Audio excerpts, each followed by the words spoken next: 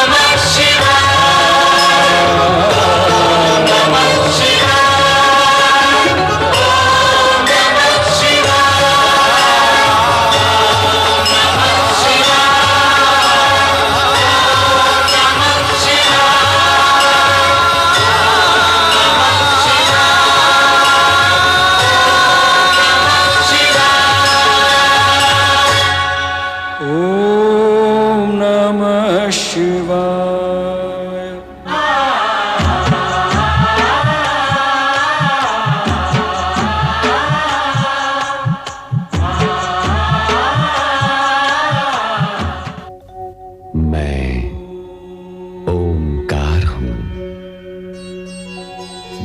से लेकर आकाश तक व्याप्त अनेक रूप रंग आकार प्रकार के सजीव निर्जीव चित्र मेरे द्वारा ही बनाए गए हैं।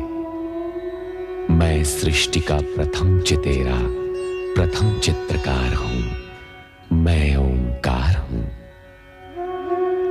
दक्ष कन्याओं से विवाहोपरांत चंद्रदेव ने रोहिणी के प्रति आकर्षण और शेष के प्रति विकर्षण प्रकट किया तो रोहिणी चिंतित हुई। उसकी सभी बहनों ने पिता दक्ष के समक्ष अपना दुख प्रकट किया। क्रोधित दक्ष चंद्र को प्रताड़ित करके रोहिणी को बलपूर्वक अपने साथ ले आते हैं, जहां उसकी बहनें तथा माता वीरणी और अधिक दुखी हो जाती हैं। उत्तेजित और दुखी दक्ष पिता ब्रह्मा के पास जाकर पूछते हैं कि वे स्वयं सृष्टिकर्ता हैं, फिर शिव की आराधना क्यों करते हैं। मार्ग में नारद से मिलने पर उनसे भी वे रोहिणी की ही चर्चा करते हैं। पुत्र के व्यवहार से दुखी होकर अत्रि व अनुसूया शिव के नाम का जाप करते हैं। कैलाश पर वे सती को भी शिवाराधना में निमग्न देखते हैं। एक रात्रि जब चंद्र रोहिणी को चुपचाप ले जाने दक्ष भवन में आता है तो दक्ष उसे श्राप देते हैं कि उसकी सुंदर काया को क्षय रोग नष्ट कर देगा। देवराज, देवराज, देवराज, गुरु बृहस्पति, देवराज इंद्र, देवी इंद्राणी और समस्त देवतागण, अत्यंत कष्टकारक समाचार है। कष्टकारक समाचार? ऐसी क्या अनहोनी हो गई वायुदेव? प्रजापति दक्ष के शाप के फलस्वरूप चंद्रदेव क्षयग्रस्त होकर निस्तेज हो गए हैं। उनके प्रकाश के अभाव में पृथ्वीलोक और नक्षत्र लोक में मलिनता छा गई है। वातावरण प्रदूषित होने लगा है और सृष्टि की व्यवस्था का संतुलन बिगड़ता जा रहा है। देव,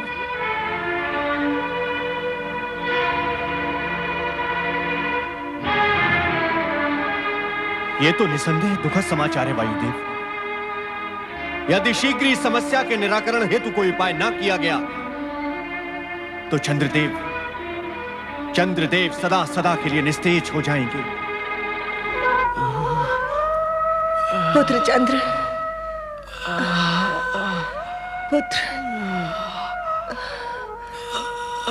पुत्र चंद्र। वही हुआ जिस बात का मुझे भय था। दक्ष के इस कठोर शाप के आगे हमारे सभी मंत्र, यज्ञ, हवन कोई प्रभाव नहीं दिखा पाएंगे। हम वो अभागे माता पिता हैं जिनकी आंखों के सामने उनके पुत्र को। नहीं, ऐसा मत कहिए स्वामी, ऐसा सोचे भी नहीं। माँ जननी होती है, उसमें सृजन की शक्ति होती है। वह अपनी संतान के लिए मृत्यु से भी संघर्ष कर सकती है। मैं भी अपने पुत्र का अनिष्ट नहीं होने दूंगी। परमपिता, क्या चंद्र सदा के लिए अस्त हो जाएगा? क्या आप नक्षत्रों को नए सिरे से अपने मार्ग निश्चित करने होंगे? कुछ तो कीजिए। हे सृष्टिकर्ता, आपकी सृष्टि पर संकट मंडरा रहा है। ये सत्य है, चंद्र से अपराध हुआ है। और यह भी सत्य है कि दक्ष ने क्रोध में आकर अपने अपराधी जामाता को श्राप दे डाला। उसे यह भी ध्यान न रहा कि चंद्र मात्र दक्ष का जामाता नहीं, सृष्टि का एक आवश्यक यंत्र भी है। उसके न रहने से पृथ्वी का संचालन डामाडोल भी हो सकता है। किंतु तो क्या सृष्टि समाप्ति के कगार पर पहुंचने वाली है परमपिता?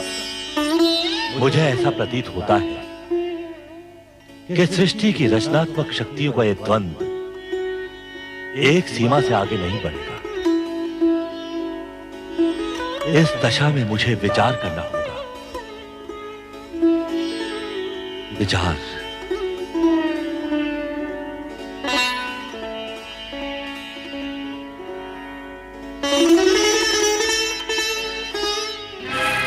देव ऋषि, वहां सृष्टि पर विपत्ति के बादल मंडरा रहे हैं और ब्रह्मा जी ध्यान में डूबे हुए हैं। इस समय इनके ध्यान में मात्र सृष्टि की चिंता है देवराज, अन्य कुछ नहीं। परंतु इसमें इतना सोच विचार करने की क्या आवश्यकता है? ब्रह्मा जी को करना होगा कि चंद्र को शाप से मुक्त करने के लिए अपने मानस पुत्र दक्ष को बाध्य करें, अन्यथा सृष्टि में प्रलय हो जाएगी। देव ऋषि, प्रलय हो जाएगी। ऐसा नहीं हो सकता देवराज इंद्र, हमें धैर्य से काम लेना होगा। यह हमारी परीक्षा की घड़ी है। भगवान शिवशंकर की कृपा से चंद्र की रक्षा का मार्ग अवश्य मिल जाएगा। हमारा हृदय टूट चुका है माते। कैसे पिता है हमारे, एक हाथ से हमारा कन्यादान करके हमें सौभाग्यवती होने का आशीर्वाद दिया और दूसरे हाथ से छीन भी लिया।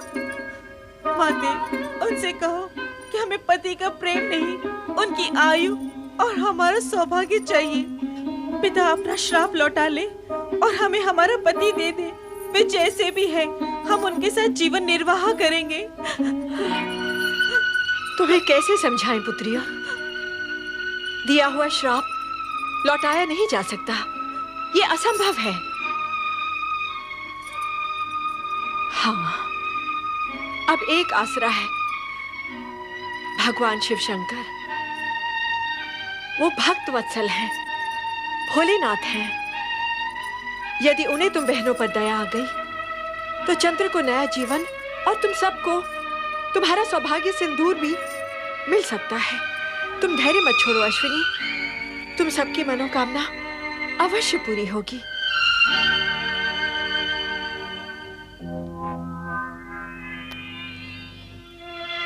ये मौन कैसा? क्या मैं इस मौन का कारण जान सकता हूं? महारानी, कोई मेरे प्रश्न का उत्तर क्यों नहीं देता? आपके प्रश्न का उत्तर मैं देती हूँ पिताश्री। देखिए देखिए इन्हें, ये आपकी वही प्रिय पुत्रियां हैं जिनके सौभाग्य चंद्र पर दक्ष नाम का ग्रहण लग गया है, जो चंद्र को निगल जाना चाहता है। पुत्री! क्रोधित मत होइए पिताश्री, और इतना मंगल करने के पश्चात आपको मुझे पुत्री कहने का भी कोई अधिकार नहीं। मैं जा रही हूँ अपने पति के पास। तुम वहां नहीं जाओगी। और यदि तुमने मेरी आज्ञा की अवहेलना की तो आप मुझे भी श्राप दे दीजिएगा। इससे अधिक आप कर भी क्या सकते हैं? माते, जीवन मृत्यु के इन संघर्ष क्षणों में मैं अपने पति को एकाकी नहीं छोड़ सकती। मैं जा रही हूँ। रोहिणी, यदि तुमने इस महल की चौखट भी लांगी तो मैं तुम्हें श्राप दे दूंगा। बस कीजिए, बस। यदि आप इन पुत्रियों के पिता हैं तो मैं माता हूँ। प्रसव पीड़ा आपने नहीं, मैंने सही है।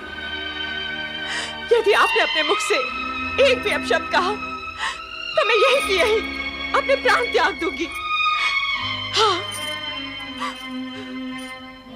दक्ष महल, इंद्रलोक, ब्रह्मलोक, हर स्थान पर चंद्रदेव की गंभीर स्थिति पर चिंता का वातावरण बन गया। देवर्षि नारद, गुरु बृहस्पति सहित सभी देवगण चंद्र की निरंतर क्षीण होती स्थिति से तनावग्रस्त हो उठे। चंद्रदेव की माता ने पुत्र को इस संकट से उबारने के लिए कैलाश जाने का निश्चय किया। आप कहाँ हैं प्रभु?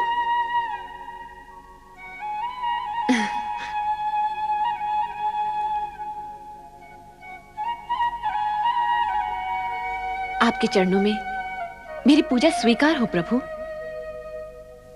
नंदी, भृंगी, शिवगणों, प्रणाम सती माता। सती माता की जय। महादेव यहाँ नहीं है। नंदी, वे कहाँ गए? मैं भी स्वयं चकित हूँ माता। जब भोलेनाथ के दर्शन के लिए मैं आया था तो भोलेनाथ यहाँ पर समाधि में लीन थे। अब पता नहीं कहाँ अदृश्य हो चुके हैं। प्रणाम महादेवी सती। संभवतः आप मुझे जानती नहीं, जानेंगी भी कैसे? आप मुझे प्रथम बार देख रही हैं। आप कौन हैं देवी? हम सब ये जानने के लिए उत्सुक हैं। मैं अत्रि ऋषि की धर्मपत्नी चंद्रदेव की माता अनुसूया हूँ महादेवी सती। महादेव जी और आपके चरणों में प्रणाम करने आई हूँ। आप चंद्रदेव की माता अर्थात मेरी बहनों की सास माता हैं। आपका स्वागत है। आप तो हमारे लिए परम पूज्य हैं। कहाँ है देवाधिदेव महादेव? हम स्वयं आश्चर्यचकित हैं कि वे अचानक कहाँ अदृश्य हो गए। ऐसा लगता है दुर्भाग्य की छाया शीघ्र ही मेरा पीछा नहीं छोड़ेगी। कितनी आशा लेकर आई थी मैं महादेव के दर्शनों के लिए। प्रत्यक्ष अथवा परोक्ष रूप में प्रभु सदाशिव जगत के कण कण में विराजमान है और भक्तों का संकट निवारण करने के लिए तो वे सदा तत्पर रहते हैं। आपके मन में जो है वो कहिए माता। सदाशिव आपकी प्रार्थना अवश्य सुनेंगे। पता नहीं वह कैसी अशुभ घड़ी थी जब दक्ष प्रजापति अपनी पुत्रियों का संबंध हमारे पुत्र चंद्र से करने आए थे। आप कैसी बातें कर रही हैं माता? चंद्र से मेरी बहनों का संबंध तो अटल था। चंद्र से रोहिणी आदि नक्षत्र कन्याओं का विवाह विधि के विधान के अनुसार ही हुआ है और इसे कोई मिथ्या नहीं कर सकता। परंतु विवाह के पश्चात जो भी कुछ हुआ वो निरर्थक कार्य है। सारा संसार जानता है कि मेरा पुत्र चंद्र स्वभाव से चंचल और भावुक है। तुम्हारी सभी बहनों में से रोहिणी ही उसे सबसे अधिक प्रिय है और उसी का परिणाम आज चंद्र भुगत रहा है। क्या हुआ चंद्रदेव को? तुम्हारे पिता दक्ष प्रजापति ने क्रोधित होकर चंद्र को शाप दे डाला है, क्षय रोग से ग्रस्त होने का। अब इस संकट से महादेव के अतिरिक्त हमें और कोई नहीं बचा सकता। पिताश्री, ये आपने क्या कर दिया? अपने ही जामाता को श्राप देकर अपनी पुत्रियों को वैधव्य की काली छाया की ओर ढकेल दिया। किंतु माता, मैं आपको विश्वास दिलाती हूँ कि मेरे पिताश्री का श्राप चंद्रदेव को नष्ट नहीं कर सकता। आपको विश्वास है? कैसे? विधाता के विधान के अनुसार सूर्य, चंद्र, ग्रह, नक्षत्र अमर है। प्रलय काल तक इन्हें कोई नहीं मिटा सकता। हाँ, श्राप से इन्हें कष्ट अवश्य हो सकता है। मैं चंद्र के कष्ट निवारण के लिए ही महादेव जी की शरण में आई हूँ। मुझे कष्ट निवारण का कोई उपाय बताइए महादेवी जी। चराचर पति शिव जी की अखंड आराधना से असंभव भी संभव हो जाता है। मैंने भी आराधना द्वारा ही कैलाश में शिव चरणों में स्थान पाया है। श्राप का प्रभाव नष्ट करने का एक ही उपाय है और वो है मृत्युंजय महादेव की आराधना। ओम नमः शिवाय, मृत्युंजय महादेवाय नमोस्तुते।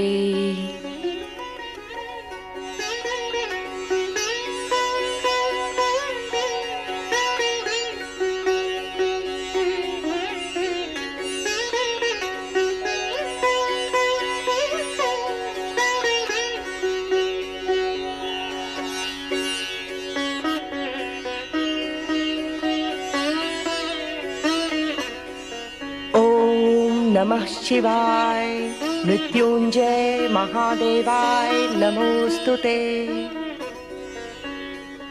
परमपिता ब्रह्मा, आपने शिव आराधना करके चंद्र की श्राप मुक्ति का उपाय अवश्य जान लिया होगा। कृपया हमें बताएं। चंद्र की श्राप मुक्ति का एक ही उपाय है, मृत्युंजय महामंत्र से शिव की आराधना। वो मंत्र है ओम नमः शिवाय, मृत्युंजय महादेवाय नमोस्तुते। मृत्युंजय महामंत्र? हाँ, मृत्युंजय महामंत्र से शिव की अटूट कृपा प्राप्त होती है और मृत्यु का भय दूर हो जाता है। परमपिता, हम सब मिलकर इस मृत्युंजय महामंत्र से शिव की आराधना करेंगे और चंद्र के कष्ट का अंत अवश्य करेंगे परमपिता। परंतु देवराज, मृत्युंजय महामंत्र की अमर ध्वनि का प्रभाव चंद्र पर पड़े, इसके लिए उन्हें स्वयं आरावत के पश्चिमी समुद्र तट जाकर ब्रह्मा क्षेत्र में शिव आराधना करनी होगी। मंत्र ध्वनि के प्रभाव से चंद्र पर पड़े श्राप का प्रभाव धीमे धीमे समाप्त होने लगेगा और शिव की कृपा प्राप्त होगी। समुद्री वातावरण के प्रभाव से चंद्र शीघ्र ही स्वास्थ्य लाभ कर सकेंगे। नारायण नारायण।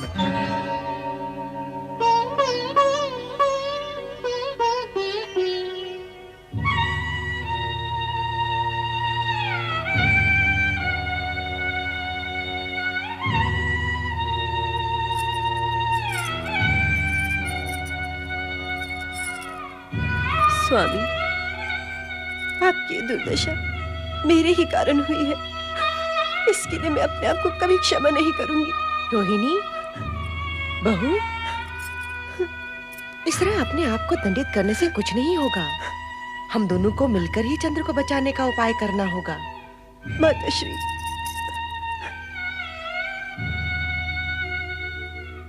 तुम समझती हो मेरे चंद्र की इस दुर्दशा का कारण तुम हो, परंतु यह सत्य नहीं है। तुमने तो सदा ही मेरे चंद्र के हृदय को प्रफुल्लित किया है, उसे सुख दिया है। तुम उसके दुख का कारण कैसे बन सकती हो? माते, मुझे ज्ञात है तुम्हारी बहनों के प्रति उपेक्षा दिखाकर चंद्र ने उचित नहीं किया, परंतु इसके लिए मैं उसे दोषी नहीं समझती हूँ। परंतु माते, सारा दोष मेरा है। ये आप क्या कह रही हैं माते? तुम्हारे पिता दक्ष प्रजापति का प्रस्ताव ही मुझे स्वीकार नहीं करना था, जिसमें उन्होंने अपनी 27 कन्याओं का विवाह मेरे चंद्र के साथ करने की बात कही थी। परंतु आपने और पिताश्री ने तो कहा था कि विधाता का अटल विधान है, इसे कोई नहीं बदल सकता। दुर्भाग्य को विधि का अटल विधान बताकर किसी भूल से मुक्ति नहीं पाई जा सकती रोहिणी। भूल तो भूल ही होती है और भूल का परिणाम जाने अनजाने सभी को भुगतना पड़ता है। तो मेरी बहनों की उन आकांक्षाओं का क्या होता? उन्होंने भी तो मेरे समान चंद्रदेव को मन ही मन पति स्वीकार कर लिया था। मन ही मन पति रूप में स्वीकार करने का अर्थ किसी को विवाह के लिए विवश करना नहीं होता है रोहिणी। तुम्हारे पिता दक्ष का कर्तव्य था कि वे इस विवशता को रोक देते, परंतु इस प्रस्ताव को चंद्रदेव ने भी तो चुपचाप स्वीकार कर लिया था। चंद्र के मन की बात का पता लगाना हम माता पिता का कर्तव्य था, जो हमने नहीं किया, और इसी का दंड हम भुगत भी रहे हैं। परंतु पिछली भूलों की बातें करने से कोई लाभ नहीं होगा। जैसे भी हो, हमें चंद्र को इस संकट से उभारना ही होगा। सब कहते हैं कि श्राप को विफल नहीं किया जा सकता, उसका प्रभाव होकर ही रहता है। समझ में नहीं आता अब हम क्या करें। इसी कारण मैं शिव शंकर की शरण में कैलाश गई थी, परंतु दुर्भाग्य से वहां भी मुझे उनके दर्शन नहीं हुए। सती बहन तो वहां आपको अवश्य मिली होंगी। हाँ, उन्हीं का दिया विश्वास लेकर मैं कैलाश से लौटी हूँ। सती ने कहा है, शिव की आराधना कभी व्यर्थ नहीं जाती। चंद्र के प्राण रक्षा हेतु अब हमें शिव की आराधना करनी होगी। यही एकमात्र उपाय है। अवश्य माताश्री, इस आराधना में मैं भी आपके साथ हूँ। बेटी, मैं चंद्र की माता हूँ और तुम धर्म पत्नी। हम दोनों के हृदय से जो पुकार निकलेगी उसका प्रभाव होकर रहेगा। भगवान शिव की कृपा हमें अवश्य प्राप्त होगी। चंद्र के श्राप का अवश्य अंत होगा। नारायण नारायण। देवी रोहिणी, निश्चिंत हो जाओ। भगवान भोलेनाथ की कृपा से संकट अवश्य टल जाएगा। सत्य कह रहे हैं देवऋषि। नारायण नारायण। हरि भक्त कभी झूठ नहीं बोलता। परम पिता ब्रह्मा जी ने शिव जी का ध्यान इस संकट की ओर आकर्षित करने का एक उपाय बताया है। कौन सा उपाय देवऋषि? रोहिणी, आर्यवर्त के पश्चिम भाग में प्रमास क्षेत्र है। उसके समुद्र तट पर शिवलिंग स्थापित करके भगवान शिवशंकर का मृत्युंजय जाप निरंतर करने से तुम्हारे पति मृत्यु के मुख में जाते हुए भी लौट आएंगे। परंतु ये मृत्युंजय मंत्र है क्या देवऋषि? ओम नमः शिवाय मृत्युंजय महादेवाय नमोस्तुते। यदि इस मंत्र का स्वयं चंद्रदेव जाप करेंगे तो साक्षात भगवान शिवशंकर प्रकट होकर दक्ष द्वारा दिए गए श्राप का निवारण करेंगे। परंतु इनकी तो ये दशा है, ये मंत्र का जाप करेंगे कैसे? व्यर्थ की चिंता न करो देवी। सर्वप्रथम इस मंत्र का जाप आरंभ करो। शिव जी की कृपा से मंगल ही मंगल होगा। नारायण नारायण।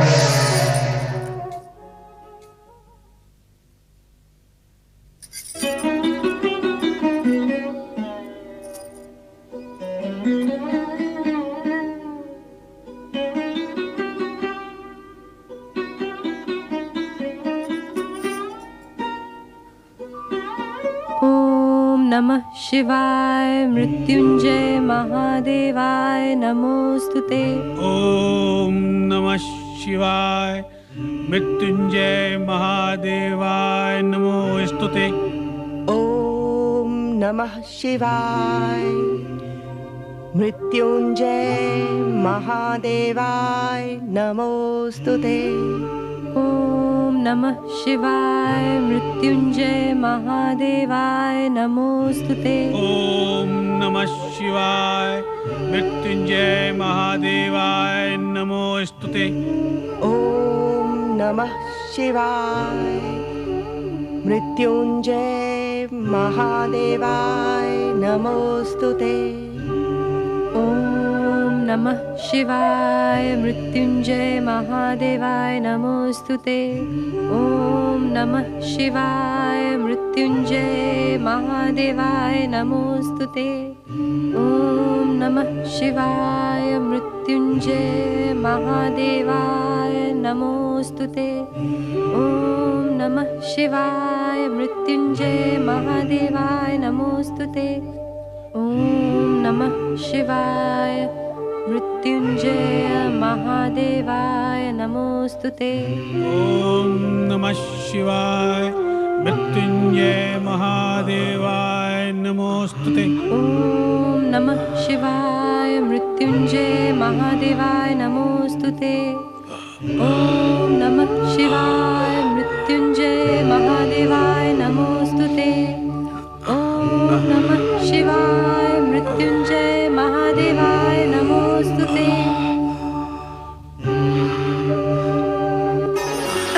स्वामी, स्वामी आप माताश्री,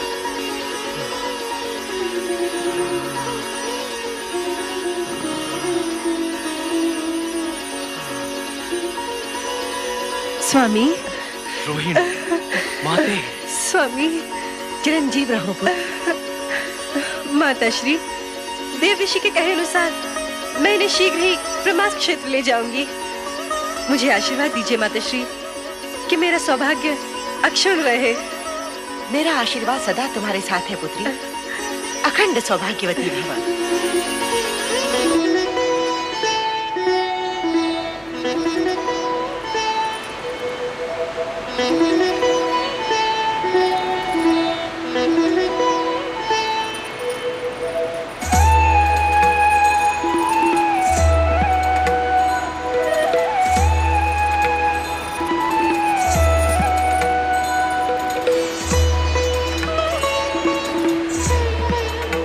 हे जलदेव, मेरे पति की रक्षा करना।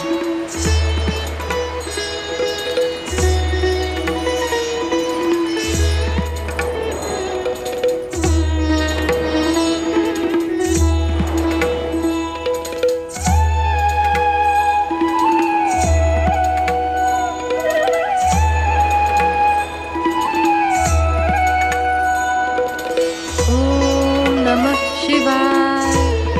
मृत्युंजय महादेवाय नमोस्तुते। ओम नमः शिवाय। मृत्युंजय महादेवाय नमोस्तुते। ओम नमः शिवाय। मृत्युंजय महादेवाय नमोस्तुते। ओम नमः शिवाय। मृत्युंजय महादेवाय नमोस्तुते। ओम नमः शिवाय। मृत्युंजय महादेवाय नमोस्तुते। ओम नमः शिवाय। मृत्युंजय महादेवाय नमोस्तुते। ओम नमः शिवाय। मृत्युंजय महादेवाय नमोस्तुते। ओम नमः शिवाय। मृत्युंजय महादेवाय नमोस्तुते। स्वामी, इस शिव मंत्र का निरंतर जाप करते रहें जब तक भगवान शिव की हम पर कृपा न हो। नमः शिवाय। मृत्युंजय महादेवाय नमोस्तुते। ओम नमः शिवाय। मृत्युंजय महादेवाय नमोस्तुते। ओम नमः शिवाय। मृत्युंजय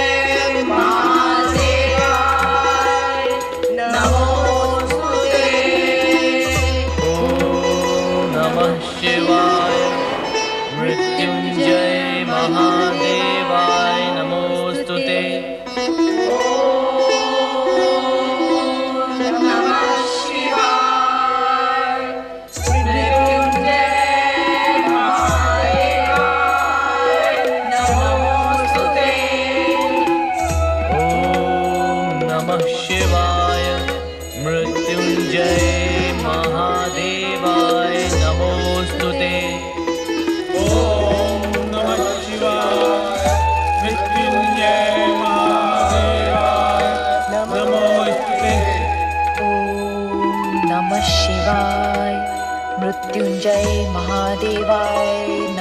नमोस्तुते। ओम नमः शिवाय।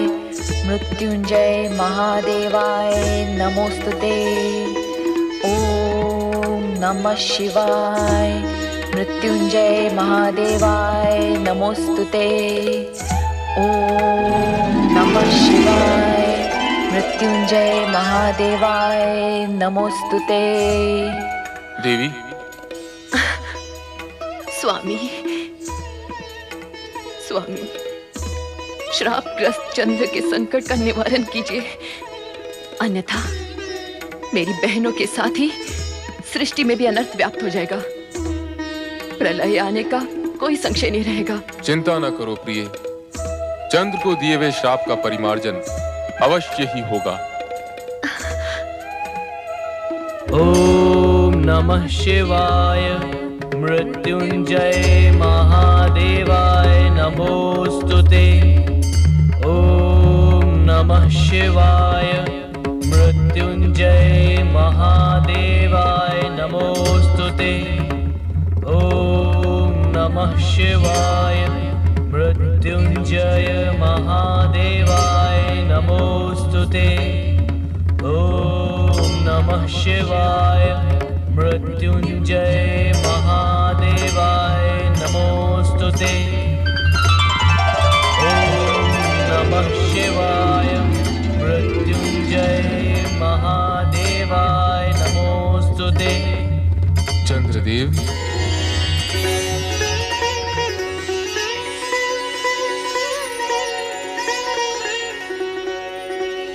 ओम नमः शिवाय। मृत्युंजय महादेवाय नमोस्तुते। मृत्युंजय मंत्र के निरंतर जप से तुमने हमें प्रसन्न किया, साथ ही मृत्यु को भी जीत लिया। अब तुम्हें किसी प्रकार का कोई भय नहीं।